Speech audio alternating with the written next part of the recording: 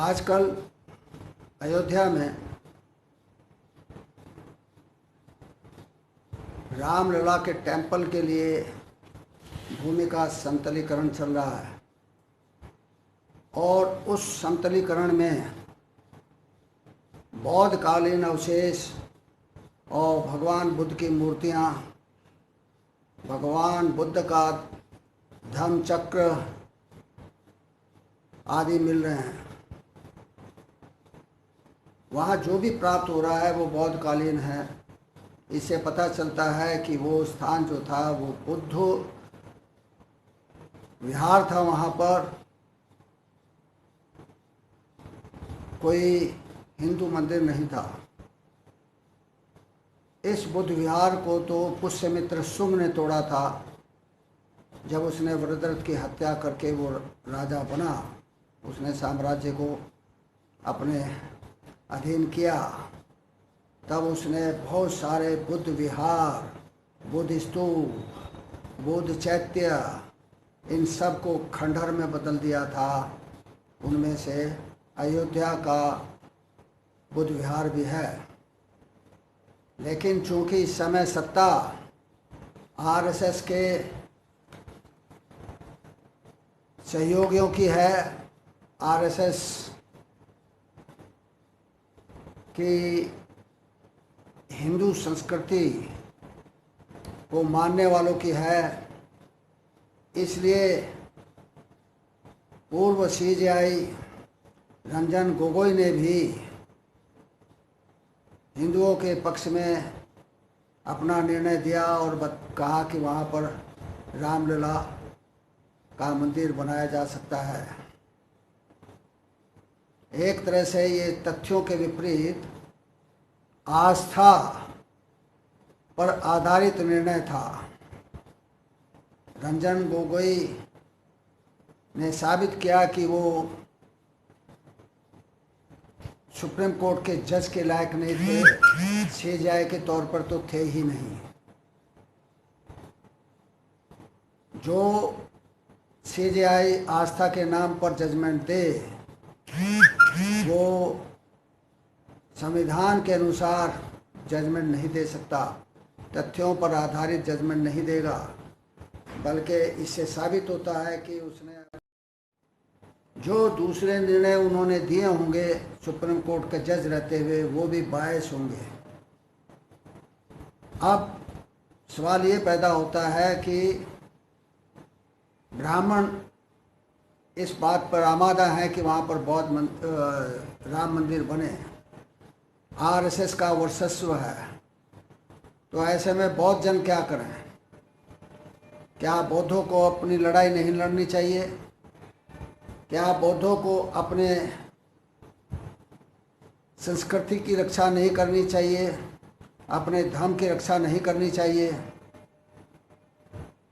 मेरा मानना है कि जितने भी बौद्ध हैं, जितने भी एससी हैं, शेड्यूल कास्ट हैं, जितने भी एसटी हैं और जितने भी ओबीसी हैं जो शूद्र कैटेगरी में आते हैं, उन्हें एकजुट होकर इसकी मुखालफत करनी चाहिए। इसके विरुद्ध संघर्ष का बिगुल बजा देना चाहिए और सुप्रीम कोर्ट में पुनः याचिका दाखिल करनी चाहिए रंजन गोगोई के द्वारा दिए गए निर्णय के खिलाफ। अगर सुप्रीम कोर्ट में कोई सुनवाई नहीं होती है तो इंटरनेशनल कोर्ट के दरवाजे खुले हैं। इस समय दलितों की, एससी, एसटी, बौद्ध और ओबीसी लगभग 45 करोड़ की आबादी है, लगभग 45 करोड़। तो अगर ये सब एक एक रुपया भी दे तो 45 करोड़ रुपए हर दिन में इकट्ठे हो सकते हैं।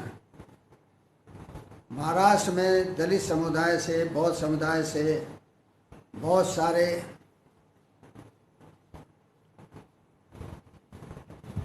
उद्योगपति हैं, करोड़पति, अरबपति हैं। अगर वो 10-10, 20-20 हज़ार रुपये भी दें तो भी बहुत बड़ी तादाद में, बहुत बड़ी संख्या में हमें पैसा प्राप्त हो सकता है। जितने आईएएस हैं, पीसीएस हैं और जितने भी सांसद हैं, विधायक हैं, अगर वो इसी तरह से कुछ कुछ भी अपनी श्रद्धा अनुसार दें तो भी ये संख्या, ये राशि अरबों में हो जाएगी। इस समय ज़रूरत है कि एक ऐसा संस्था बनाई जाए, एक ऐसा ट्रस्ट बनाया जाए और जितने भी बौद्ध धर्म के मानने वाले लोग हैं, एससी है, एसटी है, ओबीसी है, उनमें जितने भी जागरूक लोग हैं जो समझते हैं कि हमारी संस्कृति पर कुठाराघात हो रहा है, आरएसएस हमारी संस्कृति को मिटाने पर तुली है, उनका मुकाबला करने के लिए हमें एकजुट होना है, तो निश्चित तौर से हमें कुछ ना कुछ सहयोग करना चाहिए। और सहयोग करें तो मैंने आपको बताया कि अरबों खरबों की राशि हो जाएगी। इसके लिए एक अच्छे ट्रस्ट की ज़रूरत है, ईमानदार लोगों की ज़रूरत है, ऐसे लोगों की ज़रूरत है जो अपने जीवन को बुद्ध विहार के लिए समर्पित कर दें, जो अपने जीवन को बुद्ध विहार के लिए बलिदान करने को तैयार हों। मैं तो कहता हूं कि हमारे लोगों में से ऐसे बलिदानी दस्ते तैयार किए जाएं जो तथाकथित राम जन्मभूमि पर जाकर के अपना बलिदान देने को तैयार हों, अपनी कुर्बानी देने को तैयार हों। अगर ऐसे कुछ नौजवान युवक मिलते हैं और वो अपनी कुर्बानी देते हैं तो समाज का फर्ज बनता है कि उनके माता पिता, उनके परिवार की रक्षा करें, उनके परिवार को सहयोग करें, धन से, संपत्ति से और दूसरे तरीके से उनको सम्मानित करें। आपको याद होगा कि भिंडरावाले ने अकाल तख्त पर जखीरा तैयार कर लिया था हथियारों का। वो पंजाब को भारत से अलग करने पर आमादा था। उस समय इंदिरा गांधी ने कमर कसी थी और पंजाब को टूटने से बचाया था। भिंडरावाले का उस समय अंत हो गया था, लेकिन उसकी कीमत इंदिरा गांधी को और जनरल वैद्य को अपनी जान देकर के चुकानी पड़ी थी। ऐसे ही लोगों की हमारे समाज में भी ज़रूरत है। आज ऐसा समय है कि अगर हम चुपचाप बैठे, अगर हम इस समय एक्शन नहीं लिया तो हमारी आने वाली संतानें हमारे ऊपर लानत भेजेंगी। वो हमें कहेंगी कि कितने कायर थे हमारे पूर्वज, जिन्होंने समय रहते हुए कोई उपाय नहीं किया। इसलिए मेरा आग्रह है कि भारत देश के और भारत देश के बाहर के जितने भी बौद्ध विचारधारा के लोग हैं वो आगे आएं और अपने सामर्थ्य अनुसार योगदान दें, धन दें, सहयोग करें। एक ट्रस्ट के माध्यम से इसके खिलाफ लड़ाई लड़नी होगी, वहाँ पर आंदोलन शुरू करना होगा ताकि वहाँ पर काम रुक सके। जब तक काम नहीं रुकता तब तक बहुत देर हो जाएगी। वैसे तो जिस प्रकार से वहाँ पर बौद्ध कालीन अवशेष मिल रहे हैं, ये जिम्मेदारी है एएसआई की, आर्कियोलॉजिकल सर्वे ऑफ इंडिया की, कि वो वहाँ पर अपने आदमी तैनात करे और देखे कि वहाँ पर क्या इस समय निकल रहा है। क्या राम के समय की कोई चीज़ है, राम के नाम की कोई चीज़ है, या बौद्ध कालीन अवशेष हैं, या बुद्ध विहारों के अवशेष हैं, या भगवान बुद्ध की मूर्तियाँ हैं, या उनका धम्म चक्र है। तो इन सब चीज़ों को देखना चाहिए, लेकिन ऐसा नहीं होगा क्योंकि देश की सत्ता में एक ऐसा पाखंडी प्रधानमंत्री बैठा है जो आरएसएस के हाथ का खिलौना मात्र है। जैसा आरएसएस कहता है वैसा ही वो करता है, इसलिए वो ऐसा नहीं करेगा। वो वहाँ पर archaeological survey of India ASI को तैनात नहीं करेगा।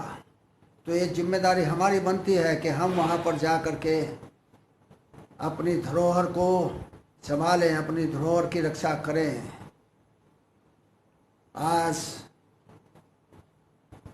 बलिदान का समय आ गया है। बलिदान के लिए तैयार हो जाओ नौजवानों, भगवान बुद्ध के प्रेमियों, बाबा साहब के प्रेमियों, बाबा साहब के कारवां को पीछे मत जाने दो। बाबा साहब ने कहा था कि मैं बहुत मुश्किल से इस कारवां को यहाँ तक लाया हूँ, तो अगर आप आगे न ले जा सको तो इसे पीछे भी मत जाने देना।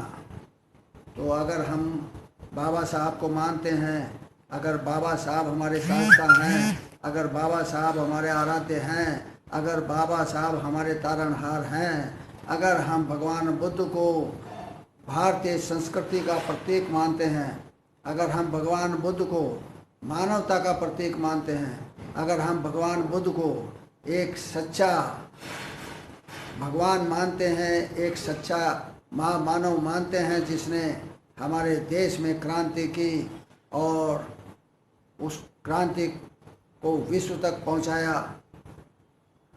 प्रियदर्शी सम्राट अशोक ने, तो हम प्रियदर्शी सम्राट अशोक के वंशज हैं। हमें इस चीज़ को ध्यान में रखना चाहिए और कोशिश करनी चाहिए। मेरा पुनः पुनः आग्रह है सभी धर्म प्रेमियों से, सभी बौद्धों से, सभी SC ST OBC के लोगों से कि वो कृपया भारत की संस्कृति को बर्बाद न होने दें, इसके विरुद्ध संघर्ष का बिगुल बजाएं, आंदोलन की शुरुआत करें। बिना उसके आप अगर नहीं संभले अभी समय, तो आने वाली संतति गुलाम होगी। इसका दोष आप पर होगा। आप पर इस चीज़ का दारोमदार है कि आप अपने आने वाली संतति को कैसा भविष्य दें, कैसा देश दें। मैं समझता हूँ हमें आगे आना चाहिए, हमें सहयोग करना चाहिए। इस समय दलित, पिछड़े, OBC, SC ST इतने कमज़ोर नहीं हैं। हम बहुत ही मजबूत स्थिति में है इस समय, इसलिए हमें एक होना पड़ेगा, संघर्ष का बिगुल बजाना पड़ेगा। जय भीम, नमो बुद्धाय। आपका